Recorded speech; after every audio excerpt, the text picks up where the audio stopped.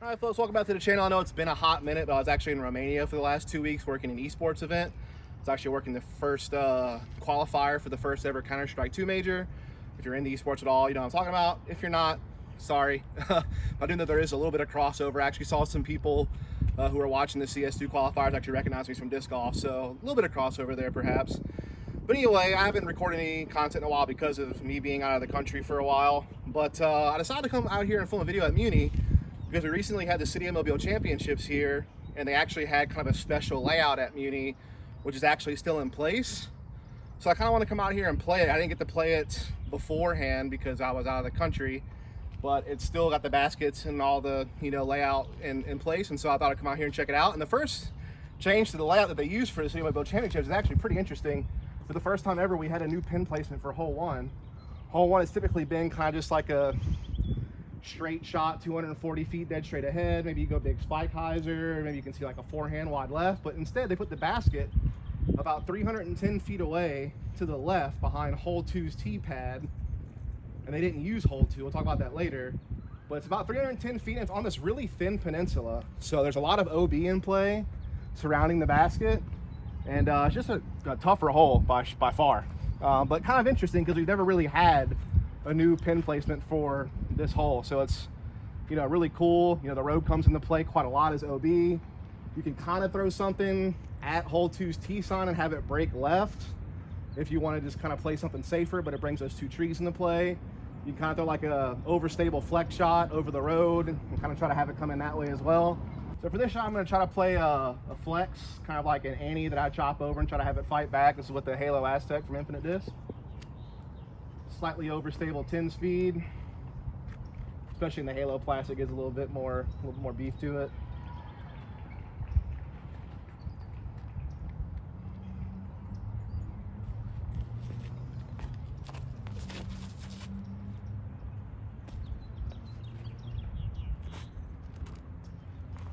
A little bit more ground action than I wanted to the left, but might still be good. We'll try one more shot at it. Go 2 off 1. Gonna go with the Moonshine Boatman. It's a little straighter than that Aztec. We got a bit of a tailwind as well. So I'm hoping, even if I put this on a touch of Annie, it can still fight out. Although, it may just carry over too much right. We'll see.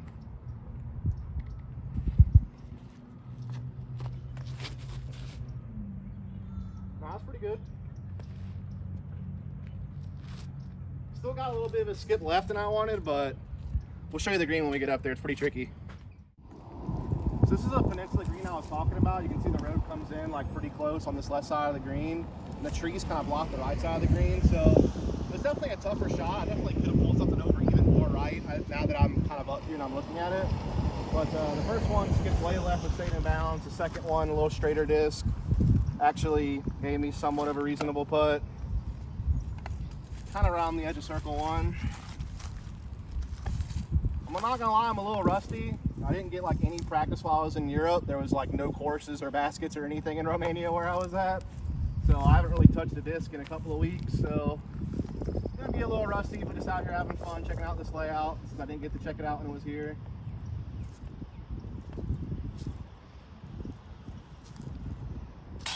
Dang, look at that, first putt.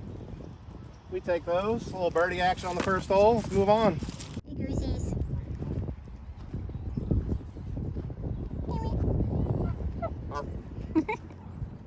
All right, so because hole one's basket was so close to hole two's tee pad on the normal course, and because they were keeping it an 18-hole layout, even though Muni kind of normally plays a 20-hole layout, they actually just cut hole two out completely, and so hole two is actually just hole A, the same hole A as normal, about 350 feet, kind of dead straight ahead, water left, danger, OB to the right. There was talk of potentially backing this tee up about 100 or so feet back here, actually on the cement dam behind us, and it was going to make it like a 450 to 460 foot par 3, which would have been quite interesting and very dangerous. I think it would have made the course a hell of a lot harder, but in the end we decided just to kind of keep it in its normal spot. And it's still a tricky par 3 for pros, and obviously for AMs it's really hard to birdie unless you have like a super power forehand or you get like a really good flexing backhand up there. Depends on the wind too. So on this hole I'm not really looking for anything but par. It's gonna try to throw a safe forehand out there. Not even gonna risk trying to go for too much distance with this forehand. Just gonna try to put it in play.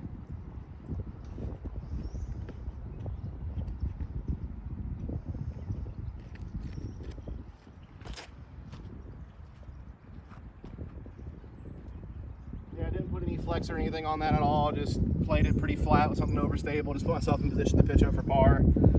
No reason to do anything else in this wind. Got like a straight headwind basically. So yeah, the forehand's been feeling pretty off lately, even before I took the 2-week break. So sometimes I can attack this with like a flex forehand, actually get to circle one occasionally. But with this wind and with me not playing for a while, I decided not to even really bother. I think taking par on this hole is totally fine. Throw a little backhand up shot and grab the par, hopefully.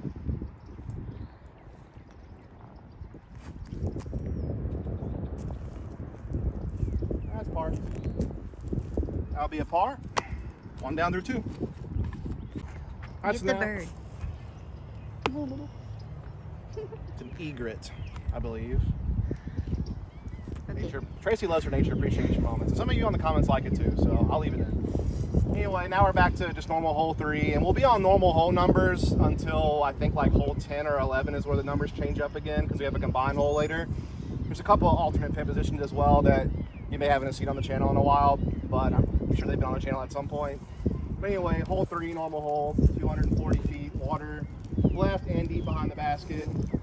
We got a pretty significant headwind today. I got the new Envy here, the new Eagle Envy. It's the Proton Prism one. It's a little bit more overstable run of Envy. So we're gonna try to pop it over the bushes on a little bit of hyzer and see if I can carry it over. Although I'm not sure how well this thing holds up to headwinds. I haven't thrown it much yet. I just kind of started bagging it.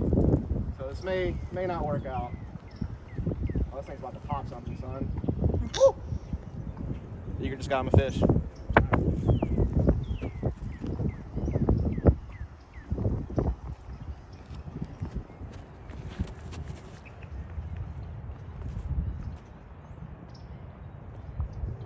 Actually fought the headwind pretty well.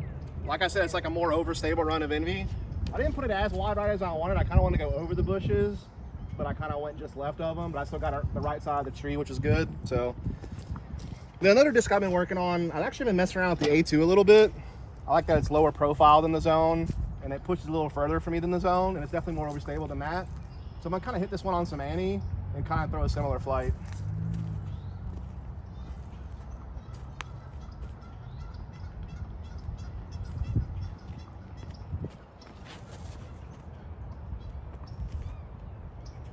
Yeah, I'm really liking that for distance control. It doesn't glide as far as the Envy. I can pop it on Annie, just let it fight out. So that A2's it's creeping its way into the bag. Might replace the zone soon. All right, see if we can get another birdie here. A nice close putt, like that.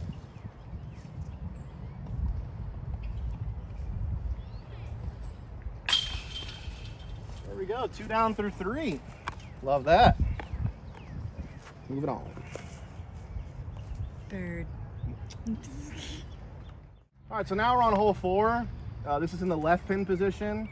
So it's a little shorter than the straight ahead, but it obviously brings the water into play, which makes the hole a lot more dangerous and therefore a lot more difficult. The way I like to play this hole is I like to just attack it hard, because in my mind, if I go too far left and I go into the water by the basket, it's a tap in par. Whereas if I throw something too straight, I put myself in a situation where I'm either death putting for birdie, and if I miss it, it goes in the water, I take bogey, or I'm laying up for a 3 anyway. So I kind of like to just hammer something a little bit more overstable right up the center and have it fade left and hope that it sticks near the basket for a tap-in birdie. And if it doesn't, it's basically a tap-in par. So I really don't want to mess with any type of death putt situation. So I'm gonna go A2, something a little more overstable to fight this headwind better, and hopefully get a way harder left drift.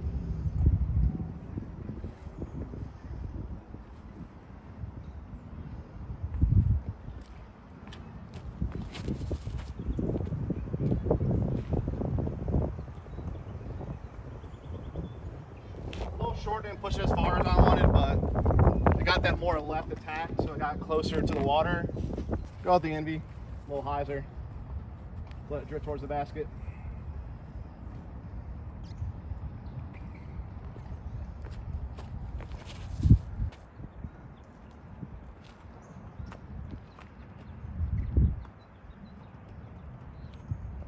So funny thing, I kind of illustrated both mistakes you can make on this hole. So on my second throw, I pushed it too far to the right by not letting it hyzer left enough. So I left myself that death foot situation I was talking about, pin high, where you kind of just want to lay up and take a 3 anyway.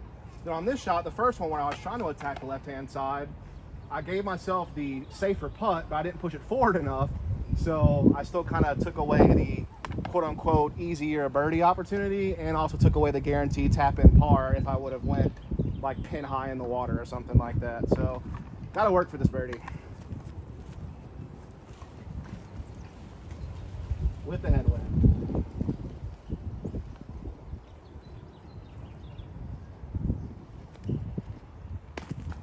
That was a poor effort.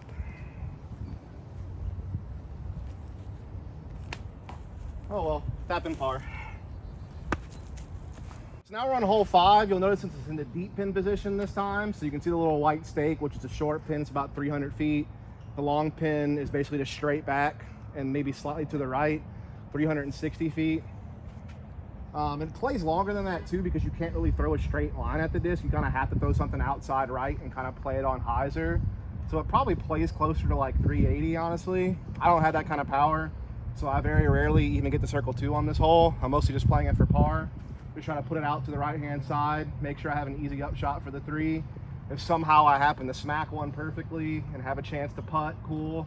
But 9 times out of 10, it's just going to be a layup for par. Really, the only mistake you can make is early left, giving yourself a really long approach shot. Definitely want to miss right if you're going to miss.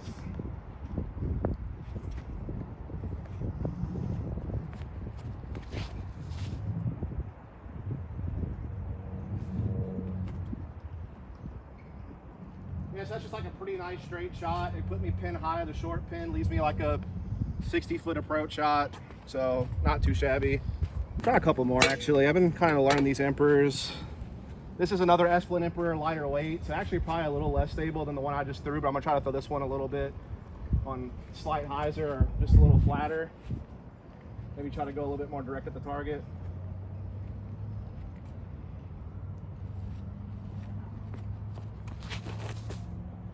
Ah, it turns so much.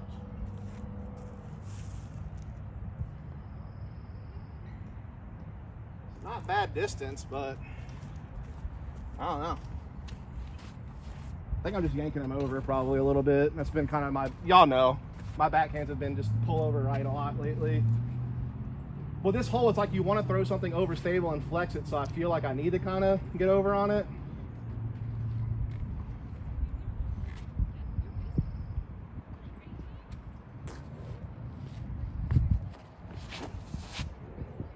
There we go.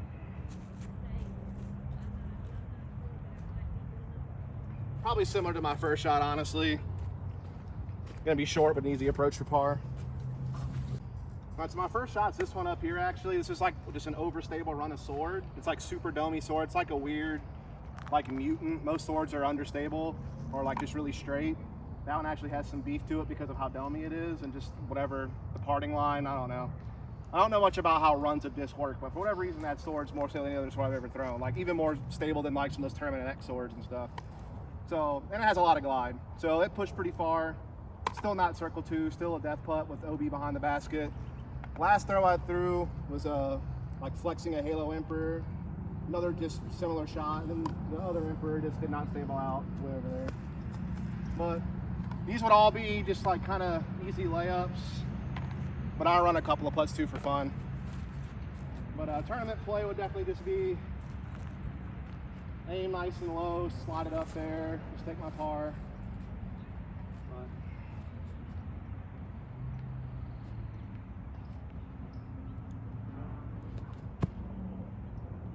Oh, that was close, but that's the OB risk. All right, so now we're on hole 6. We're 2 down through 5, so not too bad, especially for the wind. This is playing as a par 4. It's pretty soft for a par 4. People can even get aggressive with like a really big roller and actually get eagle on this hole. I've seen it plenty of times. And someone with like a perfect air shot could also maybe get to circle 2 for an eagle putt. I don't throw that far. Normally I either throw something kind of understable on the backhand, just let it like drift right and then come out at the end towards the short pin, or I throw the big roller, or at least I try the big roller. It's more of like a 320-foot roller, and then just kind of throw a forehand or something up there. You can also go wide right over the road with the like spike hyzer if you want to play something super safe. Set you up the other hyzer into the green, backhand over the road. Or if you want to get crafty, you can try to hit this gap between like the two skinnier pines off to the right side of this big tree. But you have to kind of keep it low to miss these low-hanging branches and then skip something up there by that bush over there. So you kind of have your options open to you. Since it's kind of headwindy, I'm going to take one of my like lesser stable emperors and kind of throw it maybe slight ante or flat and just kind of have it drift and then hopefully at least pan out straight. Big thing is just trying to miss these overhanging branches.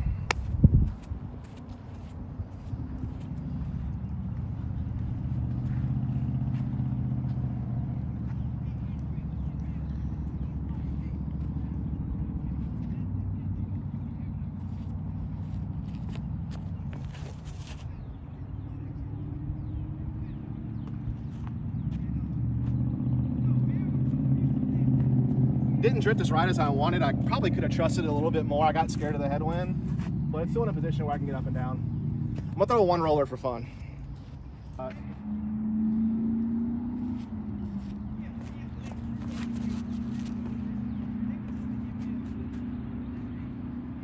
Yeah, as I expected, the headwind just made it cut right really early. I actually lost it. There it is. You see it? Yeah. Where is it? It's still rolling. What? There it goes. To the road? No, it's in the middle. In the middle? Yeah. We're gonna go check that out. Hopefully you zoomed in and saw it. I lost it. Yeah, I lost it behind the tree, but I found it again. All right, so here's where my first shot landed, the Emperor. That short pin's about 340 feet, so I'm about 20 feet short of it. I'm off to the left a pretty decent bit. Makes this approach shot kind of tricky because now I kind of have to hit the gap almost, or go forehand left of the pole, like power line pole, or go like wide right of that pine tree with the backhand hyzer. And I got a low ceiling to deal with. The roller though actually got way up there. That might be one of my best rollers on this hole. I probably threw that like 360, 380.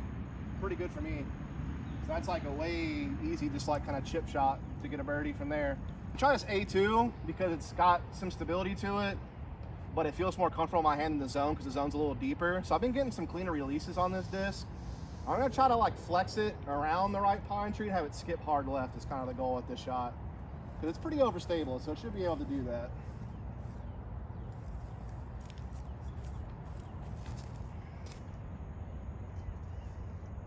I mean, exactly how I drew it up. Holy cow. Woo! I think the zone, I'm sorry, but I think the zone's gone.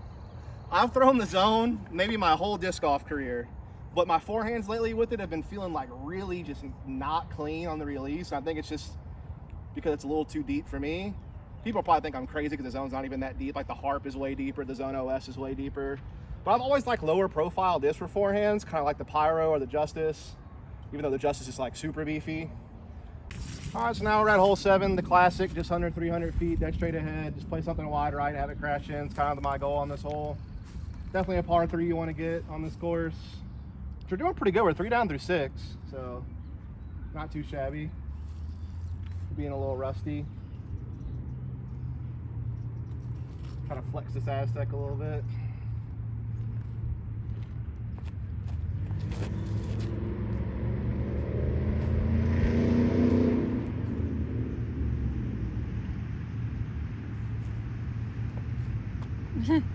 Let's go. Yeah. Alright, so on hole 8, normal hole 8, nothing different about it. 660 feet, par 4. Go with the Halo S-Blend Maya from Infinite. Pretty understable disc with the Halo plastic, gives a little bit more integrity. So I'm hoping in this tailwind I can maybe mess around with it a little bit.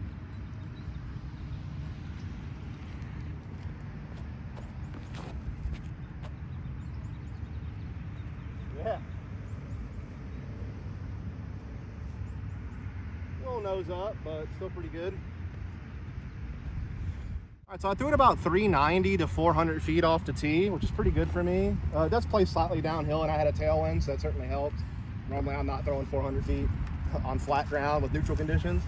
I'm about 380 from the basket, so I'm probably just going to try to play like a spike hyzer wide right.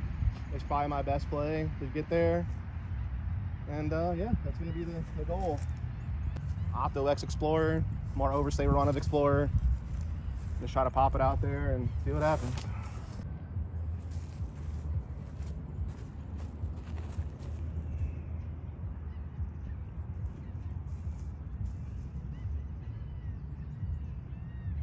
Yeah.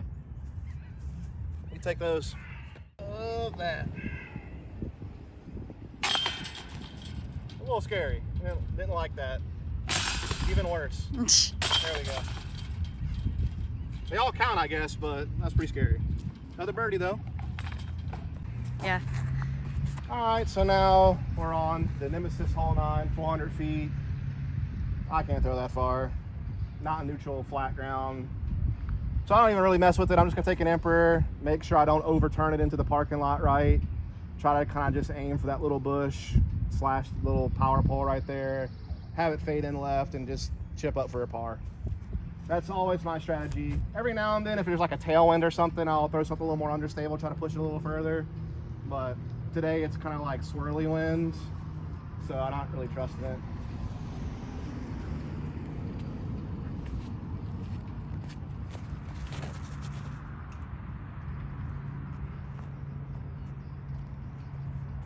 Yeah, just like a little 300 foot / 280 foot spike hyzer kind of play and just chip up from there. All right, so I kind of got stuck behind this tree a little bit. Usually I'm a little past the tree, but still no problem. Just like either chip forehand around the bush or roll backhand around the bush.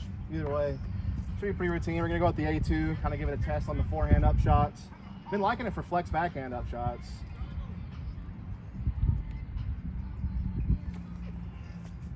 Yeah, I mean, it's just comes out my hand so clean, and I know exactly how much ante I can put on it. A little backhand practice.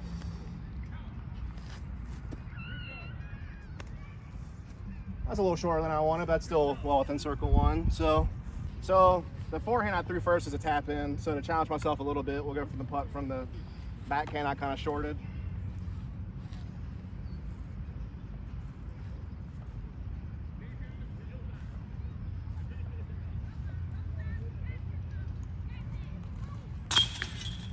Still worked out.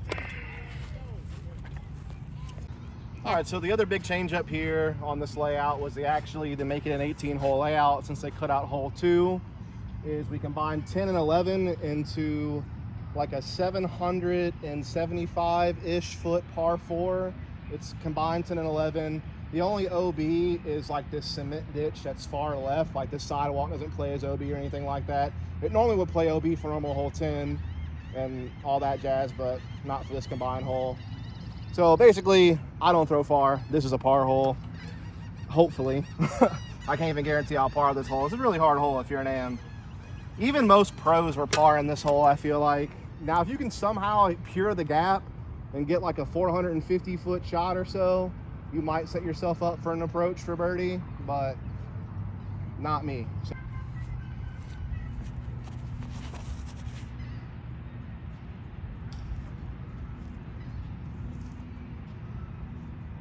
about the best I can do is put myself in an open center spot, play for par from there.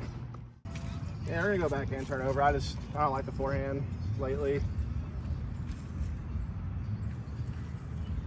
Hopefully I don't bust it.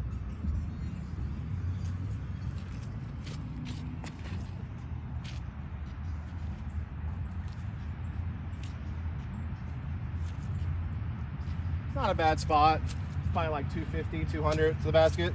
I'll try the forehand for fun. We'll try it.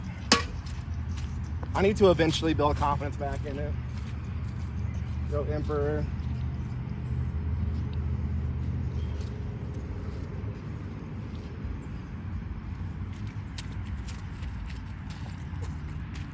It's not bad. I just slipped, so I didn't really carry it as left as I wanted to out the hand, but about the same spot as the backhand went.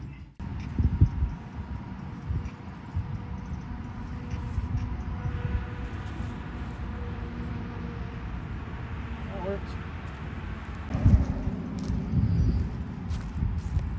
Believe in you.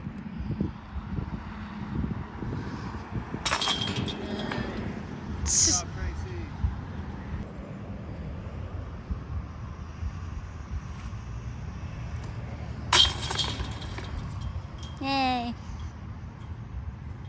All right, so for the first time in a long time, I think, we actually used hole B for this layout because we did the combined 10 and 11, and we used hole A as hole 2. So hole B actually became hole 11. We actually have a new cement tee pad for this hole as well that we put in like a few months before the tournament. And there is no Mando here anymore. So it used to be that you had to kind of play like a dead straight shot up the center, or it was really popular to throw like a big turnover left side or a big forehand left side, which used to always be my play, is just forehand up the left. Now this Mando is gone, you can actually play like a wide backhand, maybe try to skip it off the road towards the basket. So that's actually the play I've been kind of messing around with for fun, just because my forehand's been kind of wacky lately. And with this new like elevated tee pad, it makes the wide right shot a little bit easier. So we used to tee off down there to the left, and that made that shot almost impossible. But now that we're up here and a little bit more right, you can actually go for the backhand.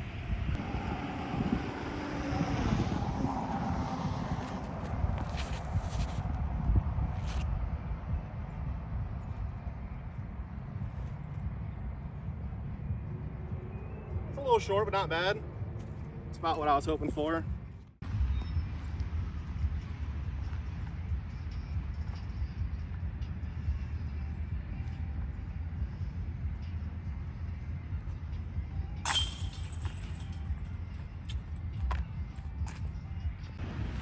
All right, so now we're on hole 12, short pin position as a par 3, about 370.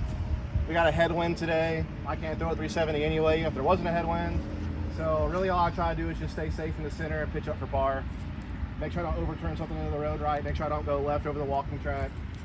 Pretty simple hole to par. It's just you really have to have a decent amount of distance to birdie the short pin in the par 3 position.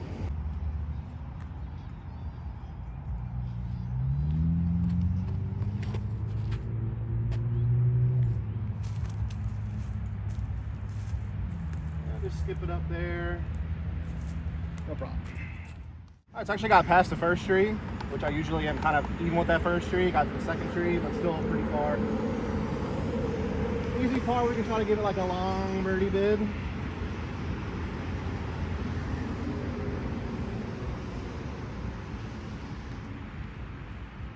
Oh, not bad. We'll take the par though. Par's no. All right, so now we're playing hole 13, the long pin position, which is behind the bush so you can't see the basket. It's about 340 feet. The challenge on this hole, though, really truly is just how low the ceiling is that you have to get under, because you want to be to the right of the bush and then under this big tree to the right. So it's really tough to get that low ceiling. Have to pretty much be perfect. So this is also just usually a par hole for me. Every now and then I can maybe get around and have some kind of look at a putt, but it's pretty rare.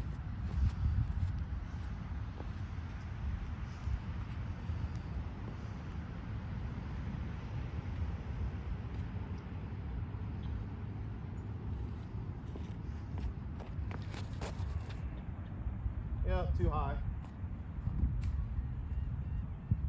That's gonna be a pitch up for par.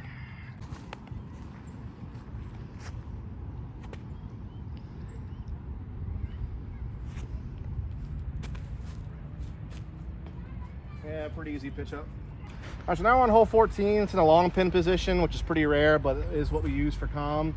So you can see the white pole. That's about 300 feet, 285-ish. Plays slightly downhill. That's where the short pin is. Long pin is about 100 feet deeper than that, and to the right underneath a big tree, kind of just past this train. So very, very difficult hole to birdie. Really, I just try to aim dead straight, get as close to the white pin as I can, and then pitch up for par. You can go like flex forehand if you really want to go for the basket, like up the middle. Some people do these crazy freaking sky hyzers, like over the train and like over the road, over the top of this bush. Don't know how people do that. Arm speed I'll never have.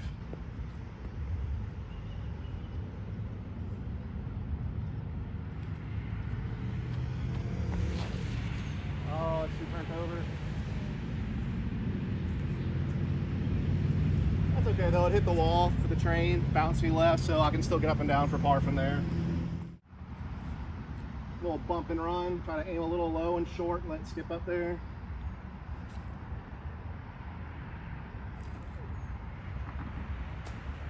That was the worst skip of all time. Oh well.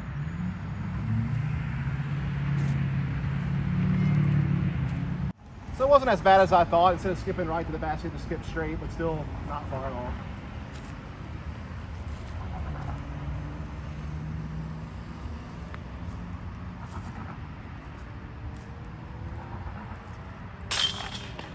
Bang. Yeah. All right, so now we're playing hole 15, a long pin position, which is about 450 feet from the tee. Plays downhill, so it plays a little shorter than that, but it's a really tight gap.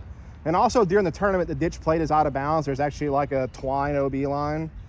So sometimes this hole plays as casual, and I'll just throw it directly at the basket, up the gut, and just try to get way down there and just have a short approach shot when the ditch plays as casual. But because this layout had it playing as OB, I'll play it like that. And so in that case, I like to play something kind of to the right side of the center pine, something overstable, have it skip left, and then just pitch up, hopefully. Just try to stay away from that OB ditch as much as possible. I'm not at all ever attacking this hole anyway. Short pin position, sometimes I get a long putt at if I get to the edge of the ditch or skip off the bridge or something, but we'll just throw something stable and straight, let it skip left.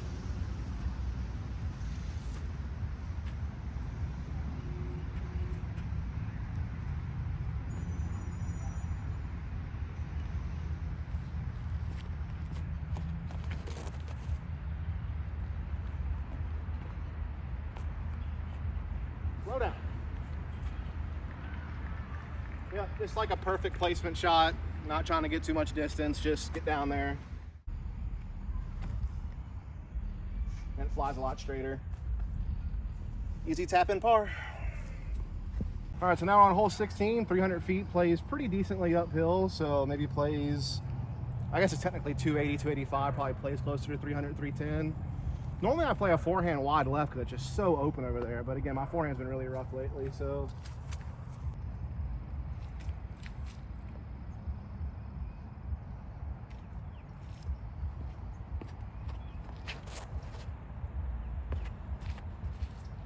Through the center.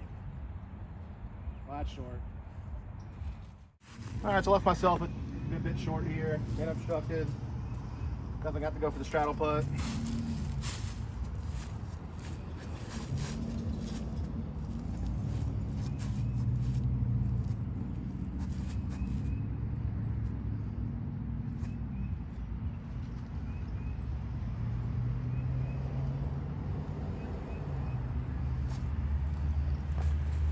Oh, the straddle putt just is not there. All right, so now on hole 17, par 4, just under 600 feet. Definitely slightly downhill. Ditch, though, is OB on the left. Far right ditch is also OB if you really shank one. Then you got these trees in the center to worry about. So really, the aggressive play is like kind of a backhand turnover that flies over the ditch, turns, and then kind of pans out. It's also a really easy like flex forehand play, but again, the forehand's been kind of iffy lately, so just gonna go with the backhand, try to stay out the left ditch. Really my only goal.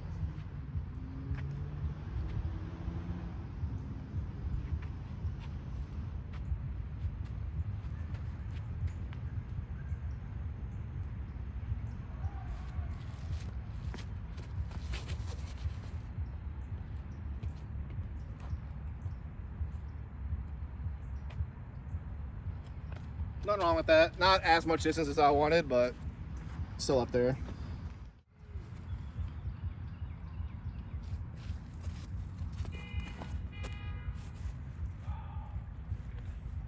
Two left. All right, so distance control is good. Shanked it really hard left. Forehand still a struggle. Got a long putt for birdie on this par 4.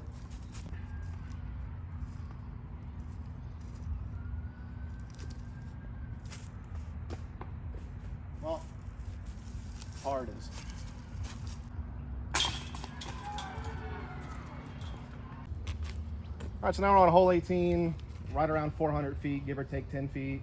Island green, though, very tight tunnel off the tee. Definitely a hole that no one really birdies. It's mostly a just hope you get par. Par can even get you strokes on the field. It's very easy to bogey this hole. We're at 5 down, so I like to kind of stay that way if possible. So we're just hoping to par the hole.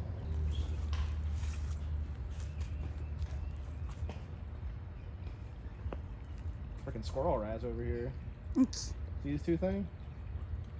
Yep. Going at it on the tree on the left.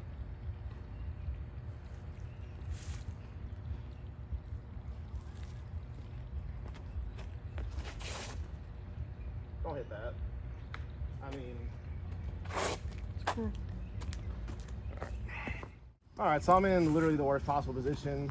I should probably just lay up and take bogey, but that's too boring for this video.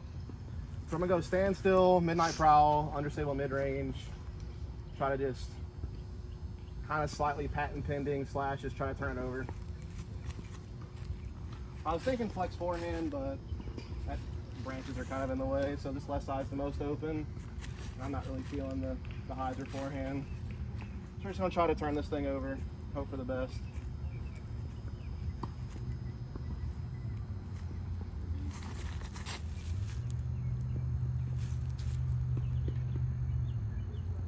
Oh my God, I just barely made it.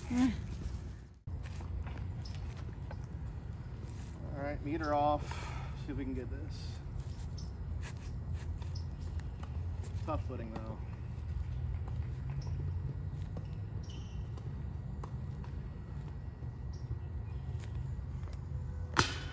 Oh.